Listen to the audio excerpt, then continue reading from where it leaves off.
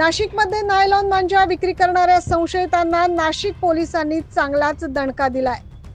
शहरातील तब्बल 42 मांजा विक्रेत्यांना तडीपार करण्यात आलाय। शहर पोलीस आयुक्त संदीप कर्णिक यांनी याबाबतचे आदेश जारी केले। पतंग उडवण्यासाठी वापरण्यात येणाऱ्या नायलॉन मांजामुळे पक्षी, प्राणी व मानवी जीवितास धोका निर्माण होतो। मांजामुळे अनेक जण जखमी झाल्याच्या घटना समोर येतात। यामध्ये काहींना प्राणही गमवावे लागतात। या पार्श्वभूमीवर राज्यभरात मांजा विक्रीला बंदी घालण्यात आली आहे। नाशिक पोलिसांनी देखील 23 जानेवारीपर्यंत नायलॉन मांजा विक्री व वापरावर मनाईचे आदेश जारी केले। तरी देखील शहरात छुप्या पद्धतीने मांजाची विक्री होत असल्याचं समोर आलंय।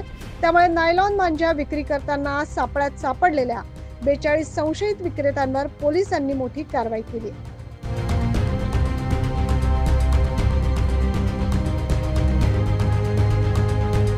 शहरातील 42 जणांचे तडीपारीचे आदेश काढण्यात आलेत। यामध्ये आडगाव परिसरात 3, म्हसरूळ 2, पंचवटी 2, भद्रकाली 5, सरकारवाडा 8, गंगापूर 5, मुंबई नाका 5, सातपूर 1, अंबड 2, इंदिरानगर 3, उपनगर 3 आणि नाशिक रोड 2, देवळाली कॅम्प परिसरातील देखील एकाचा समावेश आहे।